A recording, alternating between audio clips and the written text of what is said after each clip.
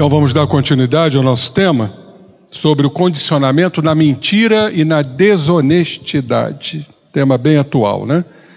Muito bem, nós estamos falando e depois nas nossas conversas nos bastidores a questão da mentira. E uma das mentiras mais frequentes adaptativas, que eu não citei, iria provavelmente citar no curso do nosso seminário, é a bajulação, né?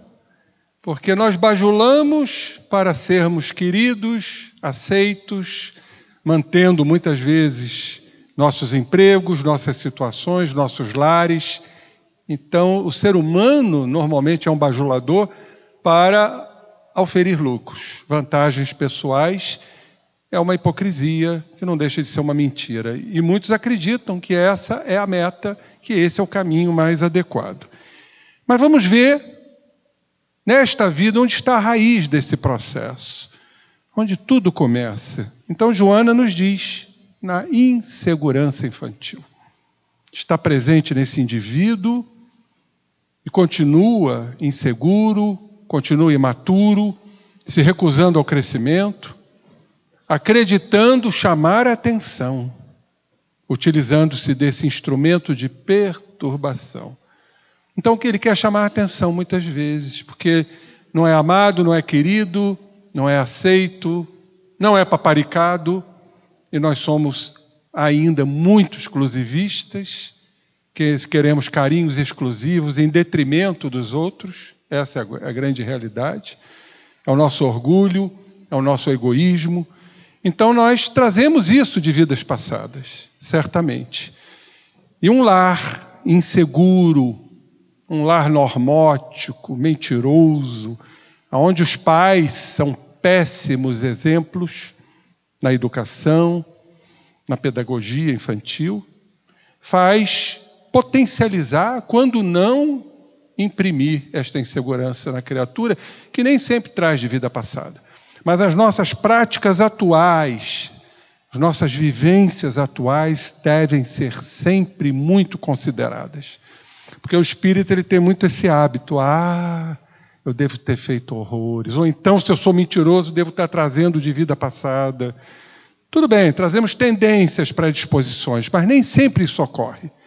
Hoje já existem comprovações que nós estamos costumeiramente implementando nas nossas células, no nosso psiquismo, pela prática repetida, condicionada, situações como esta e outras mais. Então diz Joana, a mentira deve ser rechaçada sob qualquer forma. Viu, companheira, que nós estamos falando lá fora? Sob qualquer forma.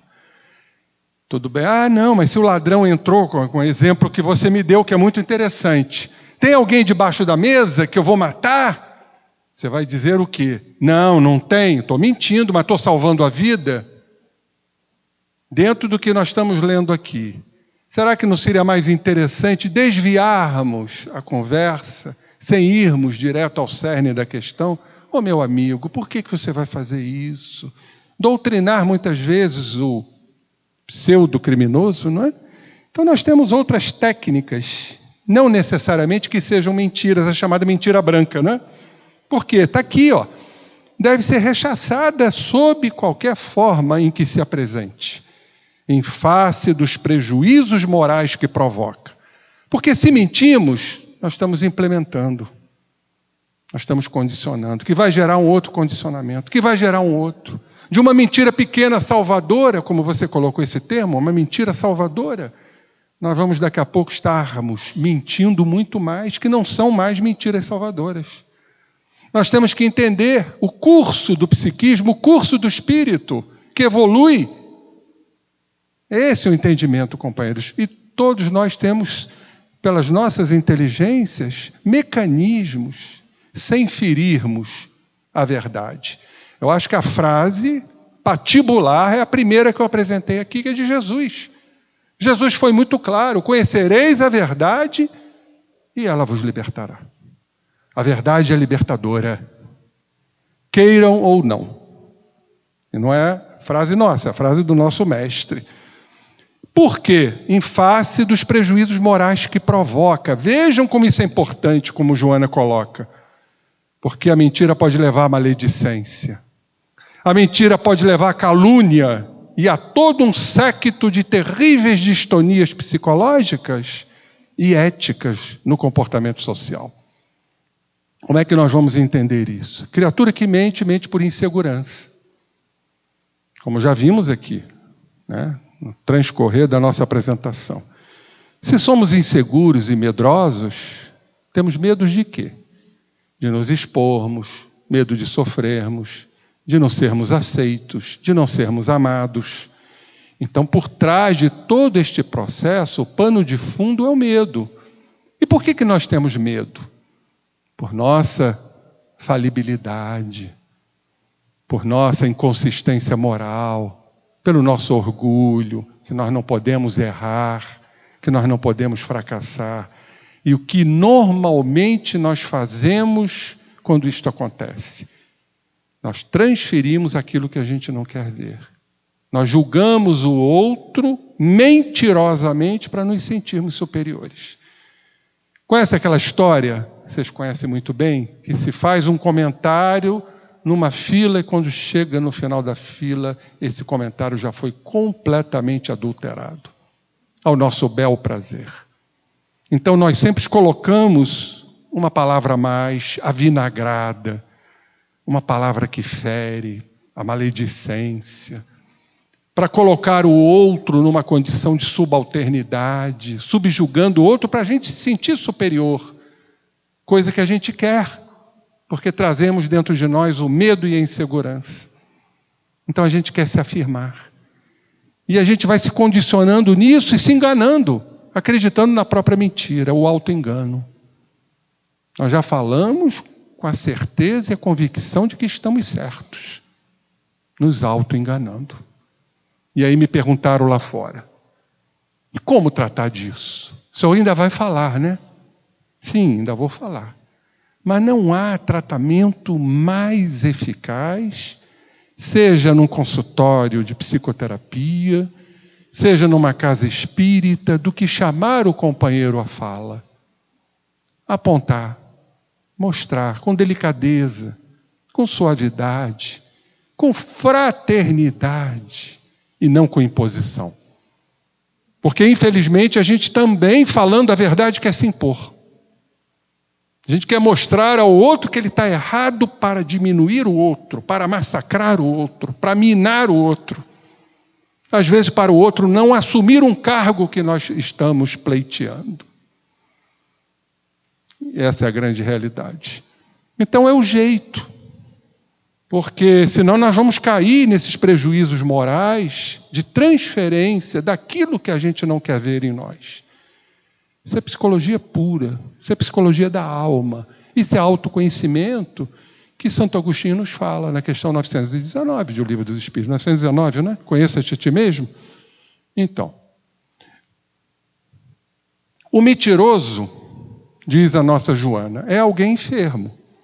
Sem dúvida, no entanto, provoca desprezo em razão da forma de proceder, tornando sua palavra desacreditada, mesmo quando se expressa corretamente, o que nem sempre acontece. De tal forma, se lhe faz natural alterar o conteúdo ou a apresentação dos fatos, que os revela de forma irreal, esperando manipular pessoas através desse ignóbil ardil. É a manipulação, é o controle, é deixar o outro no seu raio de ação para você dominar e comandar mentirosamente. Então vejam que realmente é alguém enfermo e que precisa ser tratado. As raízes da mentira estão no lar mal formado, nesta vida, né, companheiros? Instável, onde a insegurança era substituída pela compra dos valores que a fantasia disfarça. E como a gente vê isso atualmente, né? Substituir a insegurança comprando valores fantasiosos, o ter, o consumismo, o hedonismo. Como diz o Bauman, esse grande pensador, né? É a modernidade líquida que tudo se desfaz mediante os prazeres momentâneos, tormentosos, do querer, do ter, do obter. Além desse fator, os conflitos da personalidade induzem ao comportamento da fantasia em fuga neurótica da realidade. Medo, a grande neurose, que constitui ao paciente um verdadeiro fardo que ele não gosta de enfrentar. Então está claro que é um neurótico em fuga, medroso, inseguro, que não quer se ver, que não quer se aceitar na sua fragilidade, na sua imperfeição, nos seus fracassos. Ele não gosta de se enfrentar. Então ele manipula. Ele cria fantasias irreais, mentirosas, hipócritas, de diversas situações. É um grande leque, né? De autossabotagens, para manter esse domínio, para manter essa mentira. As coisas, os acontecimentos, para ele devem ser coloridos e sempre bons. Tudo tem que ser bom, né? Mesmo que seja através da mentira. Assim, quando não ocorre, o que é normal, apresenta-se-lhe assustador, parecendo ameaçar-lhe a paz e levando-o ao mecanismo da falsificação do acontecimento. E como se falsifica, né? Como se cria, né? Verdadeiros monstros irreais de uma situação. E quando fazemos isso sob uma forma de maledicência, de calúnia, ferindo o próximo, sem respeitá-lo, porque é aquele velho ditado, eu posso não concordar, mas eu tenho que respeitar. Se as pessoas não vão nos aceitar com toda delicadeza, eu passei agora recentemente uma situação dessas, de um companheiro doente, um psicopata, um bipolar, que por eu tê-lo contrariado, ele simplesmente cortou a minha amizade, saiu da casa espírita, hoje passa por mim, vira o rosto, assintosamente, e o que eu posso fazer? Eu fui real, eu fui correto com ele, eu falei, olha, eu não aceito essa situação, não concordo, embora eu respeite você, mas não vou seguir o que você está querendo que eu faça. Eu não vou infringir as regras, eu não vou me violentar, meu companheiro. E falei assim, com toda delicadeza, sem querer me impor, sem falar a verdade para feri-lo, e sim a verdade para nutri-lo, para que ele saia da condição de engodo que ele está criando para ele mesmo. Tornou-se, portanto, tão habitual o fenômeno da distorção dos fatos, que se criou a imagem da chamada mentira branca. Ah, é mentira branca, mentira para salvar, é mentira para proteger. Isto é, aquela de caráter suave, que não prejudica, pelo menos intencionalmente, e evita situações que se poderiam tornar desagradáveis caso fosse dita a verdade. É a chamada mentira branca, não é? Há quase sempre nos indivíduos, diz Joana de Ângeles, uma reação psicológica contra a verdade. Deseja-se sempre ouvi-la, a gente sempre quer a verdade, não é isso? Porém, como se assevera popularmente, dourando-se a pílula, isto é, escamoteando-a, enganando. A gente quer sempre ouvir a verdade do outro, né? Quando quer. Mas nós escamoteamos, nós fugimos da realidade. Certamente não se deve zurzi-la como um látego, como um chicote, né? Magoando, ferindo, violentando, maltratando, que também é uma forma neurótica de agir, de impor-se com a sua verdade. Tem essa dubiedade, né? Essas antípodas, como a gente chama, né? Às vezes a gente mente para se impor, e às vezes a gente fala a verdade para se impor, ferindo com a verdade. Por isso que eu disse, né, companheira? É o jeito de falar, a forma de falar, sendo sincero, sem ferir. E às vezes a gente até fere, porque a pessoa se magoa, se melindra com as pequeninas coisas. E dessa maneira sentindo-se triunfante. Afinal, falei a verdade, me impus, a pessoa está sofrendo. Tem uns que se regozijam, né? Tem pessoas que são sádicas, se regozijam com o sofrimento alheio. Em mecanismo perturbador da chamada falsa superioridade moral. Então, diz Joana de Ângeles, todo aquele que assim procede é portador de grave complexo de inferioridade inconsciente. Porque o medroso, o inseguro, realmente se sente inferior. Daí vem a inveja. E a inveja, nós sabemos, como é que nós atuamos quando exteriorizamos essa inveja? Pela calúnia, pela maledicência. A inveja nos leva à calúnia, porque se eu calunio, eu coloco o outro para baixo, eu inferiorizo o outro para me sentir superior. Eu sempre comparo, eu acho que eu já fiz essa palestra aqui da inveja, ao balde cheio de caranguejos. Quando um começa a subir, o outro segura e puxa para baixo. O invejoso é isso, ele puxa o outro para baixo, para ficar no mesmo nível, para se sentir superior. Então, é um complexo de inferioridade, do nosso orgulho, né? Que não se aceita nas suas imperfeições, nos seus limites, né? Infelizmente é isso que acontece. Ou felizmente, porque através disso nós vamos sentir a dor e vamos nos modificar. Esse é o nosso grande projeto, que é o de transformação moral. E esses se exibem como autoridade e fiscal da fragilidade humana. São os fiscais, né? Estão sempre julgando, exteriorizando o que eles trazem dentro de si. Um mecanismo psicológico de perturbação. Então, a verdade, caros irmãos, deve ser ministrada com naturalidade, suavemente, sem alarde, sem imposição, mas também sem ser falseada, sem perder a força do seu conteúdo. Isso aqui é para a gente colocar num quadro, para derrubar essas mentiras chamadas de brancas, porque quando a gente considera uma mentira como branca, ou branca, melhor dizendo, para proteger o outro, nós estamos fomentando a mentira. Estamos partidários da mentira. E que vai abrir precedentes, que vai abrir brechas. Esse é o grande problema que a nossa doutrina nos traz. Abrir brechas. Ou seja, conceder, conceituar, aceitar como algo normal, quando é patológico. É uma normose.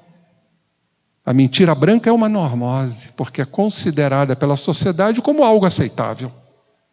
E está aqui, claro, isso aqui. Isso aqui a gente devia emoldurar, né? Botar numa moldura e ler isso todo dia. A verdade deve ser ministrada com naturalidade, suavemente, sem alarde, sem imposição, mas também sem ser falseada, sem perder a força do seu conteúdo. Muito bem. Agora vamos aqui a algumas considerações que nós extraímos, recortamos do livro Nosso Lar, pelo Espírito André Luiz, psicografia do nosso amado Chico Xavier, capítulo 1, nas zonas inferiores. André Luiz nos fala: ó amigos da terra, quantos de vós podereis evitar o caminho da amargura com o preparo dos campos interiores do coração? Acendei vossas luzes antes de atravessar a grande sombra. Buscai a verdade antes que a verdade vos surpreenda. Suai agora para não chorardes depois. Que coisa linda, né? Que convite do nosso irmão André Luiz. Voltando a Joana, no seu livro Vida, Desafios e Soluções. Uma disciplina e vigilância rápida na arte de falar.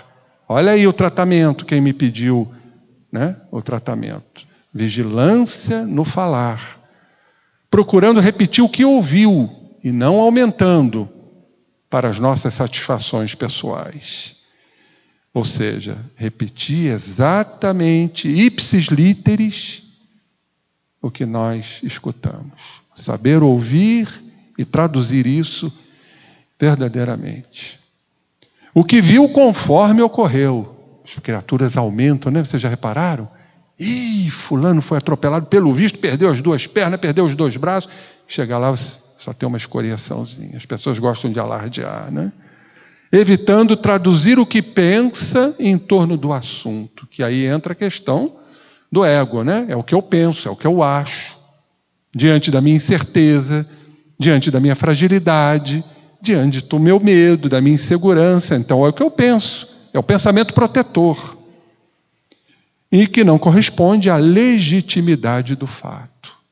São de vital importância para o encontro com a realidade. Esse é o grande tratamento. Praticamente poderíamos encerrar aqui, né, essa beleza que Joana nos coloca. Diz ela: não há, portanto, necessidade de mentir. E quando isso ocorre, defronta-se um distúrbio de comportamento que precisa ser corrigido, urgentemente.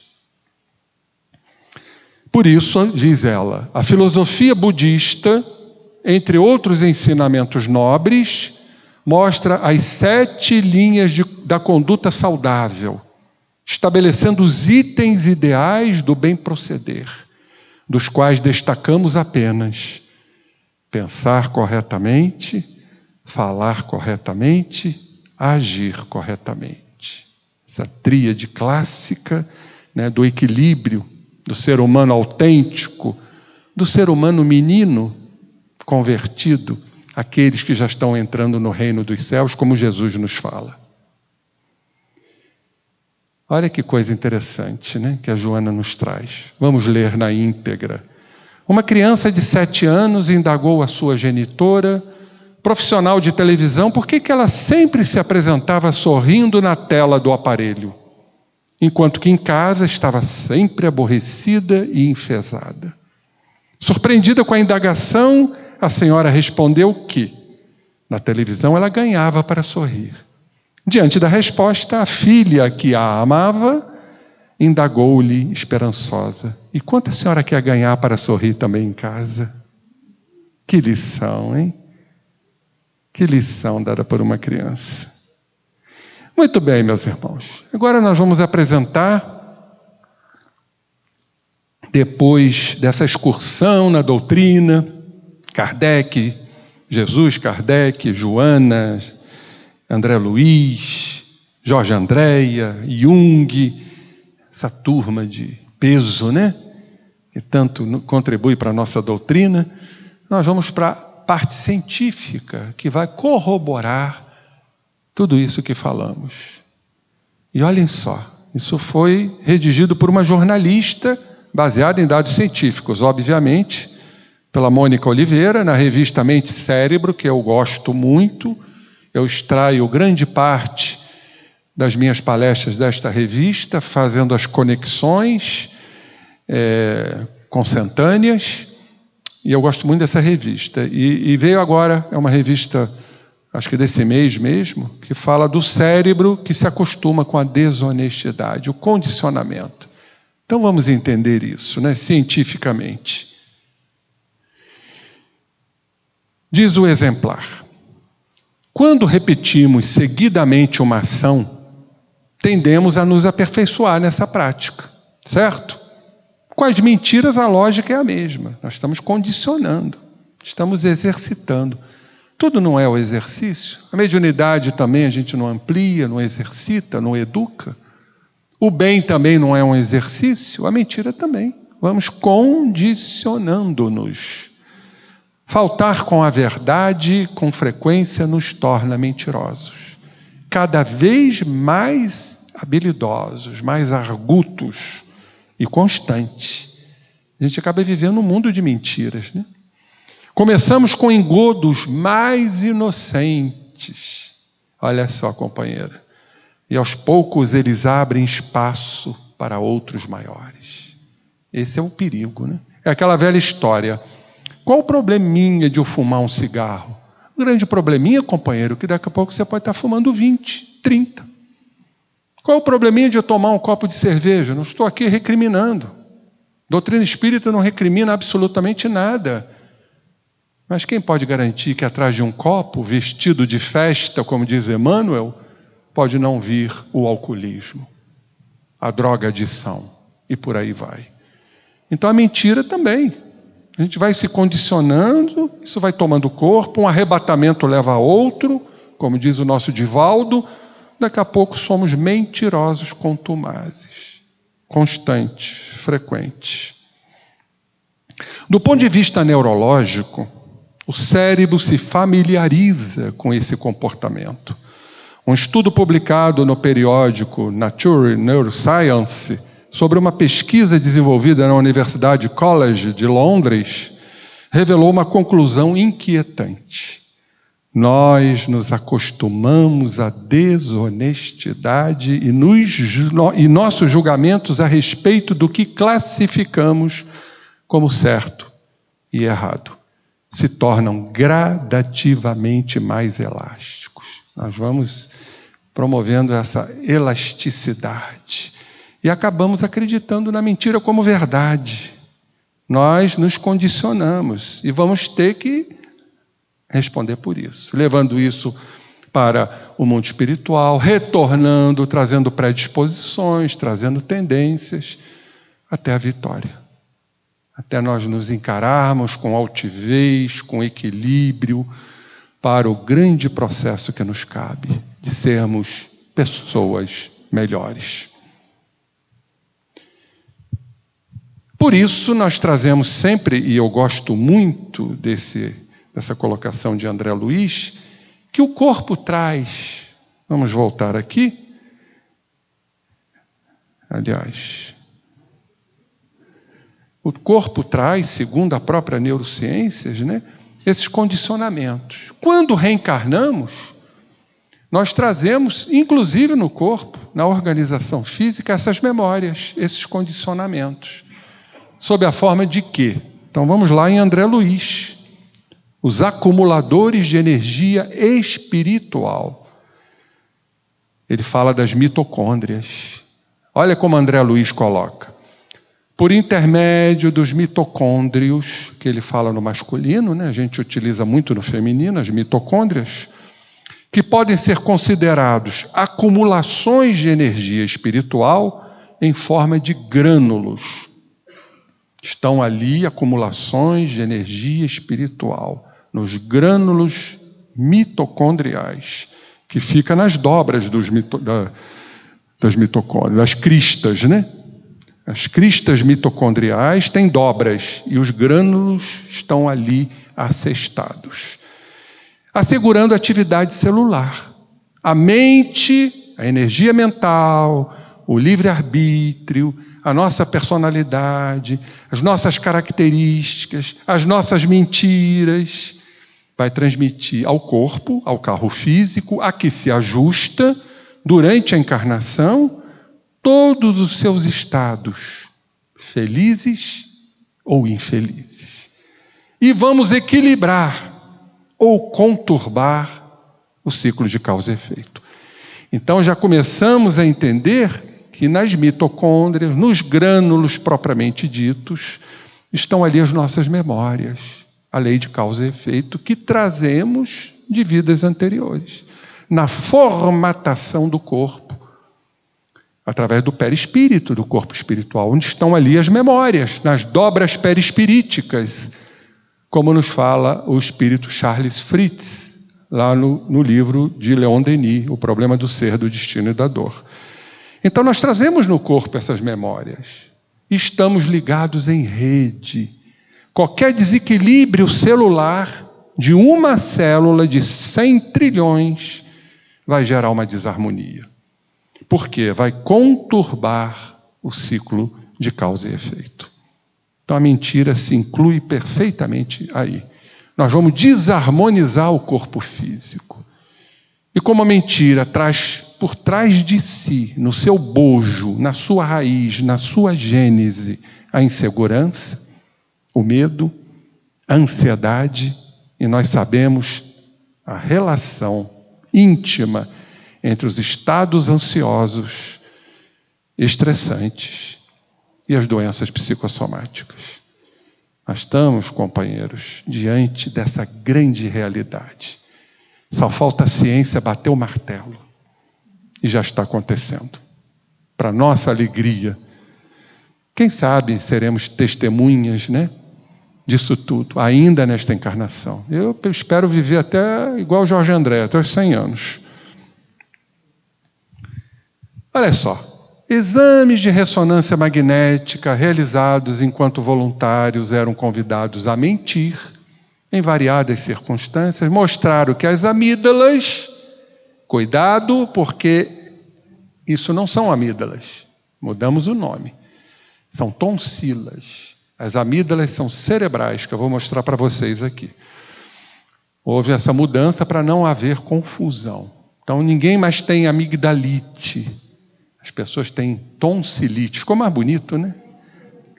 Tomei um antibiótico. Para quê? Para tonsilite. Olha que coisa bonita, né?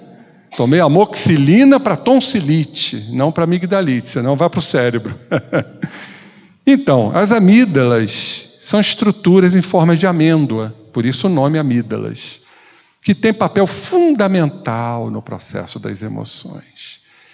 Passam a ser gradualmente menos ativadas à medida que se pratica a desonestidade com maior constância. Como é que nós vamos entender isso? Por que as amígdalas são menos ativadas se elas são responsáveis pelo processamento das emoções? Qual seria a emoção de base da mentira? Qual? Pano de fundo, eu falei. Medo. Então, quem vai processar o medo? A amígdala. Mas alguém gosta de ter medo? O que a gente faz com o medo? A gente sufoca, bota ele lá, reprime e cria uma máscara cognitiva onde entra a razão. Qual é? A mentira. Entenderam por quê? Porque a amígdala é responsável pelo processamento de emoções, mas tudo que a gente não quer sentir é medo. Então a gente dá uma apagada consciente no medo, embora ele exista. E como é que a gente tenta, de uma certa forma, suplantar esse medo? Mentindo, criando fantasias. É uma forma equivocada, mas momentaneamente isso nos dá uma certa satisfação. Porque diante do meu medo, diante da minha insegurança que eu sufoco, eu mentindo me acho importante. Então é a luta da razão com a emoção. Nos tornamos mais cognitivos, mais racionais, mais falsos, mais dissimulados, mais hipócritas e, teoricamente, com menos medo.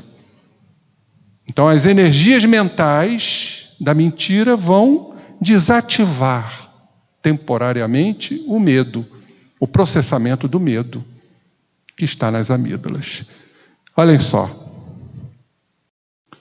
Olha as amígdalas aqui. Vocês podem notar que ela está na região límbica das emoções do cérebro. Por isso que ela processa as emoções. O hipotálamo também pertence. O hipotálamo está ligado às nossas emoções. E o mais interessante, o hipocampo, onde estão as nossas memórias. Quais são as nossas memórias? São os medos que nos transtornam. Então, a ligação das memórias, onde isso tudo se processa nas amígdalas, no hipotálamo, e vai haver uma reação cognitiva pré-frontal, córtex cingulado anterior, para impedir que esse medo venha ser categorizado. Então a gente dá uma desativada quando criamos uma mentira, que é uma forma de proteção. Por isso está lá nos processos de repressão dos nossos sentimentos, que nós não aceitamos. Então, olha aqui, ó. Aqui está mais claro ainda, ó. Hipotálamo, tudo na região das emoções. Amígdala, que processa as emoções, olha ela aqui, ó. Não parece com essa daqui? Só que essa é no cérebro, e aqui mudou de nome. Hipocampo das memórias, né? das emoções que nós trazemos, o tálamo, que também pertence à zona límbica do cérebro. Olha a pituitária aqui, a hipófise, que sofre ação direta na fabricação dos hormônios, porque quando a gente tem medo, a gente tem insegurança. Então nós disparamos o quê? O mecanismo da ansiedade. Os mentirosos são ansiosos, do estresse. Aonde é elaborado o hormônio do estresse? Aqui, ó, na glândula pituitária, o famoso ACTH, adrenocorticotrópico. Então vocês veem que está tudo ligado, gente, não tem como fugir a isso. Agora, vocês podem ver aqui, são referências de trabalhos. Em certas regiões do cérebro, a atividade se intensificava de modo significativo sempre que os participantes recorriam à mentira. Ressonância magnética. Olhem a importância hoje da ressonância magnética, como nos traz informações tão preciosas.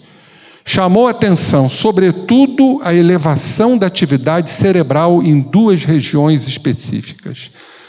O córtex cingulado anterior, que está no giro, e o córtex pré-frontal, que também processa emoções. Então, o que nós entendemos disso? A parte da razão, do intelecto, da cognição, para, através da mentira, eu bloquear meu medo. Por isso há uma desativação da amígdala, onde se processa as emoções, que eu não quero sentir, porque me incomoda sentir medo, então eu tento, de uma certa forma, criar um subterfúgio, ou uma proteção, que é o quê? Usar a razão. Como é que eu uso para proteger o meu medo? Mentindo. Aí nós vamos para essas regiões aqui, ó. Córtex cingulado anterior e a área pré-frontal. Aqui, a área pré-frontal, que fica bem aqui na nossa frente. Perfeito, gente? Está muito claro isso, como é que o cérebro, e isso é importante nós entendermos, responde ao nosso livre-arbítrio. Responde, né, o cérebro às nossas energias mentais, às escolhas que fazemos. Escolho, logo eu existo, já diz o nosso Amit Goswami, professor de física quântica da Universidade de Oregon, nos Estados Unidos, aquele hindu, né? Fabuloso, professor de física quântica. Então são as nossas escolhas, são as nossas opções. Se diante do medo eu não encarar meu medo para trabalhar o meu oposto, que é a coragem, para enfrentar a vida, as pessoas e a mim mesmo, eu fico criando desculpismos, escapatórias, a mentira. Então eu sufoco esse meu medo, essa insegurança que eu trago de vida passada, muitas vezes isso reforçado na educação, no nosso lar, e aí fico vivendo um mundo de mentiras, de fantasias, tentando equivocadamente obstruir o medo, que não raro vai se manifestar. E aí vem o nosso sofrimento, porque quanto mais medo eu sinto, mais eu minto.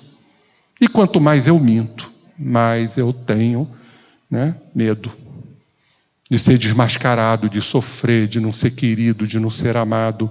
Aí eu bajulo, aí eu sou hipócrita. Vocês estão entendendo todo esse mecanismo? Como isso é fundamental, gente. Através desse estudo, a gente fazer esse trabalho de vigilância mental, vigiai e orai. E mentir se torna uma prática corriqueira, segundo os estudos. Nós agora estamos nos estudos científicos, principalmente quando a pessoa acredita realmente na mentira que conta, que acaba acreditando. Em 1976, no prefácio de O Gene Egoísta, do biólogo evolutivo britânico Richard Dawkins, que é um ateu, né? Um ateu consumado mesmo, né? Seu colega Robert Trivers defendeu a ideia de que, ainda que não seja de forma planejada, mas nos auto-enganamos com o objetivo de ludibriar os outros. Então a gente passa a acreditar na nossa mentira, a gente se engana, acha que a verdade é nossa, mas sempre com o objetivo, por medo, por insegurança, de ludibriar os outros, de passar por cima dos outros, de nos autoafirmarmos, de sermos importantes para sermos queridos, amados e aceitos. Essa é a realidade do ser humano. Olha só, o objetivo, segundo a ciência, seria criar uma espécie de vantagem social. Olha ele aqui, Richard Dawkins, biólogo evolutivo, escritor britânico, ateu declarado, consumado, conceituou que os efeitos fenotípicos de um gene, quer dizer, a ação da natureza, do mundo externo, no nosso código genético, das pessoas, do nosso psiquismo, do espírito atuando no gene, não são necessariamente limitados ao corpo de um organismo. Mesmo ateu, ele dá uma amplitude maior, mas podem ampliar-se também ao meio ambiente, às relações humanas, incluindo os corpos de outros organismos, segundo a visão de Richard Dawkins. E esse que falou do auto-engano como uma forma de vantagem social, Robert Troivez, sociobiólogo americano. Para detectar o mentiroso, mais vale ouvir do que ver. Durante muito tempo, as pessoas acreditaram que podiam identificar o mentiroso por comportamentos ou sinais corporais. Isso era muito comum, não é? Como coçar a cabeça, mentiroso coça a cabeça, né? Com frequência, movimentar-se de forma agitada pela insegurança, pela ansiedade, ficar corado, né? Começa a ficar vermelho diante da mentira. Era o que se acreditava. No entanto, um grupo de pesquisadores coordenado pela psicóloga Bella M. De Paulo, da Universidade da Califórnia em Santa Bárbara, garante que, em geral, as coisas não são tão simples. Há 10 anos, ela analisou resultados de 120 estudos sobre os sintomas físicos que acompanham mentiras e concluiu que os estereótipos, os modelos, né, raramente são verdadeiros. Mentirosos não escorregam nervosos na cadeira nem evitam contato visual de seu interlocutor, embora isso possa acontecer. É interessante esse estudo. Está aí a doutora Bella De Paulo, psicóloga da Universidade da Califórnia em Santa Bárbara. Segundo a pesquisadora e seu colega Charles Bond, não é o James Bond, é o Charles Bond, da Universidade Cristã do Texas, para a maioria das pessoas é realmente muito difícil discernir se uma declaração é verdadeira ou é falsa. Realmente é difícil, né? Haja vista a mesa mediúnica, como às vezes os espíritos nos enganam, os pseudo-sábios, os inteligentes. A fascinação, por exemplo, é uma ilusão, é um engano, é um processo que realmente o médium fascinado, ele embarca, ele acredita naquilo. Por isso é difícil. Em um trabalho mais recente, os 2 cientistas revisaram 206 estudos sobre a cota de acertos em julgamento sobre a credibilidade do que a pessoa está falando. Olhem só o resultado. No total, apenas 54 desses julgamentos sobre a veracidade ou não de uma declaração estavam corretos. Apenas 54, volto a repetir, de 206 estudos. É menos da metade. Isso, além disso, é um valor pouco significativo estatisticamente falando, que talvez pudesse ter sido atingido também por uma pura adivinhação. Mais ou menos dentro da mesma faixa de você julgar a credibilidade daquela informação e de você adivinhar se a pessoa está mentindo ou não. Mais ou menos a mesma coisa. Tomando por base os estudos levantados por Bond e De Paulo, pesquisadores da mesma equipe compararam diversos canais sensoriais. Isso é muito importante para nós, para o nosso trabalho espírita. Ao analisar os resultados dos exames, ao analisar os resultados dos exames, eles chegaram à conclusão de que sinais acústicos ajudam mais que os visuais na hora de reconhecer os engodos. Ou seja, companheiros, ouvir. Hoje, situação muito difícil. A gente hoje não sabe ouvir, a gente quer falar. Não sabe ouvir o outro, as queixas do outro, a observação do outro, a análise do outro. Isso é um treinamento importantíssimo, ainda mais nos dias atuais, onde predomina a ansiedade, a hiperatividade, As pessoas estão inquietas, estão ansiosas, estão angustiadas. As pessoas não param mais para ouvir o outro. E às vezes uma palavra salva uma vida. Por isso, trazemos aqui no capítulo 14, os médiuns audientes. Item 165, importantíssimo. Não só para aqueles portadores dessa faculdade, de saber ouvir os espíritos, mas para todos nós. Nos tornemos médiuns audientes, por que não? À medida que passamos a ouvir o outro, a observar o outro, não é só o visual e nem o gestual, mas primordialmente a audiência, ouvir o outro. Olhem como Allan Kardec nos coloca no item 165.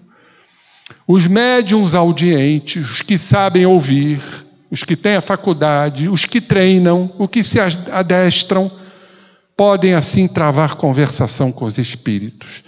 Quando têm o hábito de se comunicar com determinados espíritos, eles os reconhecem imediatamente pela natureza da voz.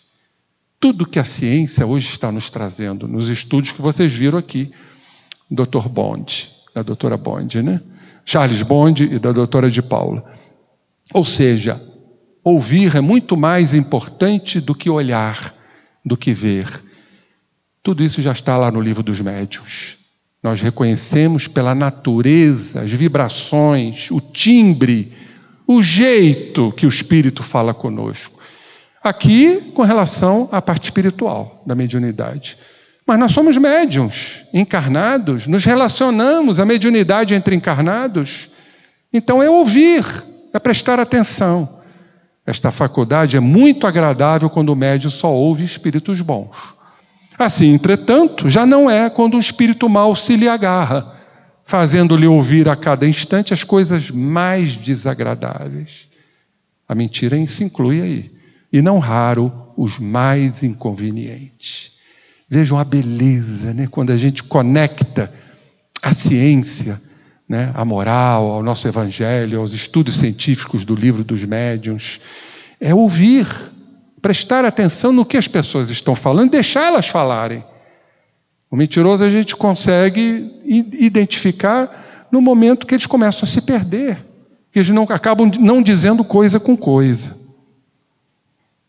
Também no capítulo 27 do livro dos médiuns, das contradições, item 302, Allan Kardec nos traz o seguinte, isso é fundamental. Das causas seguintes podem derivar as contradições que se notam nas comunicações espíritas, do embuste, quer dizer, dos espíritos que iludem, dos mentirosos, dos farsantes, dos dissimulados, dos hipócritas, inferiores que por malícia ou maldade dizem o contrário do que dizem algures, o espírito cujo nome eles usurpam. Olhem só que eu botei em destaque. Só o estudo, a observação, a experiência e a isenção de todo o sentimento de amor próprio, sair do eu, olhar o outro, ouvir o outro, é a caridade, gente. E não apenas o vislumbre dos nossos interesses egóicos. Podem ensinar a distinguir estes diversos matizes. Conhecereis a verdade, e a verdade vos libertará. Nos experimentos científicos, os voluntários podiam diferenciar de forma mais nítida as mentiras quando ouviam a declaração duvidosa com atenção. Olha aí, atenção, vigiai. Atenção conosco e atenção com o outro. Em vez de observar o falante, a procura de sinais reveladores da mentira. Se as pessoas assistiam um vídeo sem som, a cota de acertos diminuía bastante. Eram apenas aqueles 50% obtidos também por adivinhações. Importância do som, né? Especialistas afirmam que os mentirosos contumazes são, em geral, pouco plausíveis, pouco lógicos. Além disso, raramente admitem que tenham de corrigir sua descrição, porque eles se pautam sempre naquele discurso. Porque eles não querem abrir mão daquele discurso que para eles é verdade, sob risco de se expor a uma mentira e de ser desmascarado. Ou que não consigam se lembrar de algo. Eles não admitem isso. Isso está na lembrança, isso é a história deles, é a retórica deles. Para encobrir os brancos de memória, eles simplesmente inventam informações. Se a pessoa ainda parece nervosa e fala em tom mais alto do que o de costume, então devemos ter cuidado. Ela tem grandes possibilidades de estar mentindo. Os estudos avaliados por De Paulo e Bond revelaram também que vários participantes conseguiram reconhecer as declarações falsas de forma mais clara quando o mentiroso foi pego de surpresa e não teve tempo de planejar o que diria. Para o psicólogo Albert Vrisch, pesquisador da Universidade de Portsmouth, na Inglaterra, uma boa estratégia é fazer a pessoa da qual desconfiamos que esteja mentindo falar o máximo possível. Deixe ele falar. Escutem e deixem falar. Até para os espíritos, que chegam às mesas mediúnicas. Nesse momento, ela precisa pensar rapidamente e corre o risco de contradizer-se, porque estão condicionados, E quanto mais ela falar, mais difícil será para ela controlar tanto o conteúdo do que diz, quanto o próprio comportamento. Aí está o Dr. Albert Vrisch, psicólogo e pesquisador da Universidade de Portsmouth. Portanto, pedir que repita trechos do que foi dito também costuma ser eficaz para detectar brechas nos discursos. Estudos feitos por psicólogos já haviam identificado vários mecanismos psíquicos que usamos para enganar a nós mesmos. Que o mentiroso acaba acreditando na sua mentira como verdade, Porque ele coleta informações parciais para criar a sua fantasia mentirosa, tem um raciocínio distorcido diante da verdade, da ética, memórias tendenciosas, traz inclusive de outras existências e que encobrem a verdade, porque na verdade estão protegendo o seu medo e a sua insegurança. Existem ainda as lembranças encobridoras, um termo cunhado por Freud, que se refere àquelas recordações construídas pelo mentiroso, em geral agradáveis, que se sobrepõem ao que de fato vivemos, o que nos satisfaz momentaneamente. Com o objetivo de quê? De nos livrar da angústia, do medo, da insegurança, que essa rememoração mais próxima da realidade evoca. O novo trabalho publicado no periódico científico Journal of Economic Psychology centra-se no primeiro item, a maneira como buscamos informações que suportem o que queremos crer e evitar o que não desejamos. Olha que tristeza, Aquilo que a gente quer crer, a mentira que nos faz crer, a mentira que para nós é verdade, e evitar aquilo que a gente não deseja. Nosso medo, nossa insegurança, nossa instabilidade, nosso orgulho, nossa imperfeição. Companheiros, é esse o nosso trabalho.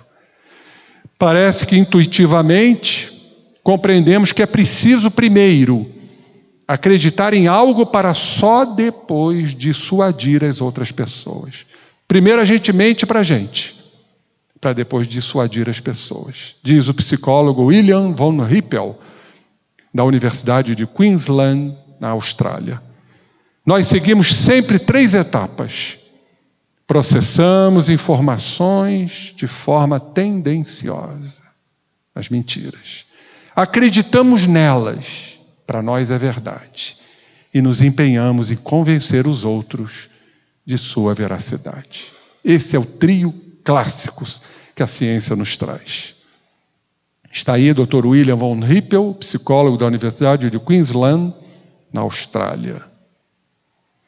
Travis argumenta que uma autoimagem positiva faz com que os outros nos vejam da mesma forma. Olha só, eu tenho que ser importante. Eu tenho que ter essa imagem de uma pessoa importante, mesmo sob os auspícios da mentira, para que os outros me vejam dessa forma e eu seja um vitorioso, aceito e até escolhido. Pois é. Atraindo o interesse de nossos semelhantes e atitudes mais cooperativas. Apoiando esse argumento, a psicóloga Cameron Anderson, da Universidade da Califórnia em Berkeley, mostrou em um estudo realizado em 2012 que pessoas superconfiantes tendem a ser vistas como mais competentes no mercado, né? Por isso precisam mentir para serem vistas como competentes, do que geralmente são, e têm status social mais elevado. Parece haver uma boa possibilidade de que o auto-engano tenha evoluído com o propósito de nos trazer vantagens, diz Anderson. Meu conselho maquiavélico é que sugestionar a si mesmo a respeito do que queremos provar para os outros é uma ferramenta poderosa, que realmente funciona, claro, temporariamente, né? A mentira jamais vai ser mantida, né? Eu me lembro de um ditado quando eu era garoto, acho que vocês devem se lembrar, que dizia o seguinte: é mais fácil eu pegar um mentiroso do que um coxo. Mas é uma poderosa ferramenta inicial que realmente funciona, diz von Hippel. Se você precisa convencer alguém de alguma coisa, se a sua carreira, seu sucesso social depende da persuasão, então a primeira pessoa que precisa ser convencida é você mesmo. Se auto-enganar. Só que ao lado disso tudo, né, vem a instabilidade, vem a insegurança, vem o lado negativo que não foi resolvido, vem os medos que vão continuar a permear a mentira. Porque, volto a dizer, quem tem medo, mente. Eu sinto medo após ter mentido. Por outro lado, sempre que alguém lhe apresenta uma ideia com veemência, vale a pena pensar sobre o que poderia estar por trás dessa atitude. Cuidado, viu, gente? Com aqueles que impõem uma palavra forte, uma palavra vencedora, uma palavra cheia de coloridos, de poderes persuasivos. Cuidado. Afinal, mesmo que a pessoa não esteja deliberadamente mentindo para você, pode estar enganando a si própria e aos outros. Com isso, encerramos a nossa apresentação sobre esse assunto tão atual, tão importante, tão intrínseco do ser humano, e creio que temos uns minutinhos para perguntas, né, professor? Então, um grande abraço e volto em outubro.